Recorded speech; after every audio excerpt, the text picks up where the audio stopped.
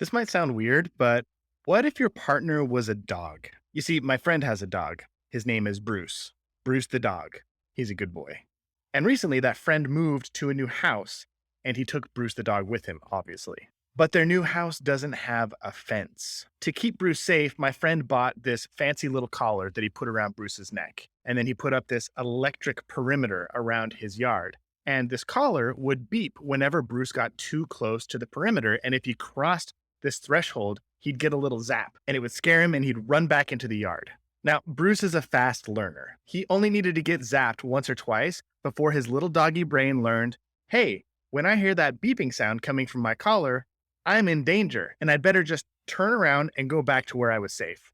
After a few weeks, my friend turned off the electric fence. Bruce had learned to avoid the areas of the yard that would cause his collar to beep or give him a shock. Now, he didn't know that the fence had been turned off. It's not like he was some Jurassic Park velociraptor out testing the fences for weaknesses and insecurities. He was just content to play in the area that was safe. When my friend shared this experience of training Bruce the dog to stay in the yard, it reminded me a little bit about my marriage and also your marriage. You may not realize it, but you have put a shock collar around your partner's neck. Obviously, this is not a real collar, this is a metaphor, but the zaps that you can deliver your partner, those feel all too real. Every time that you zap your partner with this metaphorical collar, you send them the message that they are not safe. Maybe you zap your partner with an eye roll of disgust that insinuates they're an unbearable idiot. Or maybe you zap them with a critical comment that makes them feel small. You gotta be kidding me.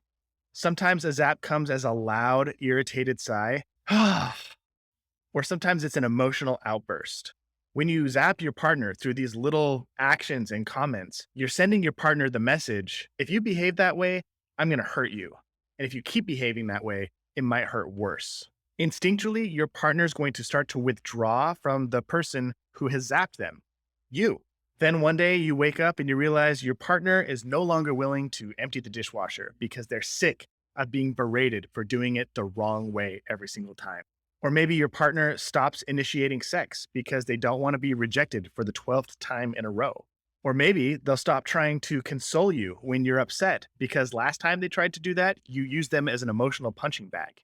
As your partner retreats away from the electric fences in your relationship, there are less and less opportunities for the two of you to connect. The areas where the two of you can play together get smaller and smaller. If your partner gets zapped enough times, they'll stop planning dates, asking thoughtful questions, trying to hold your hand, laughing at your jokes, or opening up and sharing their feelings with you. You both grow more and more lonely and isolated despite being together. As Dr. John Gottman says, some people leave a marriage literally by divorcing.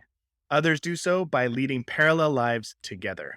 If you've been shocked by your partner in the past, you know it takes a lot to muster up the courage to venture into that space where the electric fence used to be. It's scary. It can cause a lot of anxiety and stress and fear. And it might be worth considering that if your partner is holding back and not investing in the relationship, there might be a reason. And it might be that they're just scared of getting zapped again, AKA judged, mocked, embarrassed, ridiculed, punished. For example, a lot of men may have been zapped because they opened up and shared their feelings in the past, or women may have been zapped for asking for what they want in the past. And because they got hurt, they just learned it's just safer not to do that anymore. And now part of your job as their partner is to help them feel safe and secure enough to venture out and explore new territory that might be scary, or to revisit old places where they've been zapped in the past. And the other part of your job is to work up the courage to venture out yourself into those areas, even though you might get zapped again. This is not an exercise for the faint of heart. This is a display of ultimate trust. It's putting your neck on the guillotine and then handing that rope to your partner and trusting that they're not going to let it go. That's not easy, but it's necessary for the relationship to heal and to grow. So if what you want is a 100% all in, knock it out of the ballpark type relationship, you have to be courageous enough to do the work of removing those electric fences out of your life and venturing back into the territory where you've been hurt before. So here are some questions that I would like you to think about over this next week that might help you do this. How can you gently coax your partner out beyond the territory where they've been shocked before, whether by you or by somebody else? How can you make them feel safe and help them start fresh without fear of punishment or pain? If you can think of an electric fence that you've put up, what can you do to address it, to deactivate it, to own up to it, and to apologize for it? A lack of emotional safety in your relationship is one of the leading causes of roommate syndrome and can be the beginning of the end of your relationship if you don't address it. I hope if this episode inspired you to take some action today in your relationship, that I've earned your subscription. And if you want more, check out some of the links that are up on the screen right now.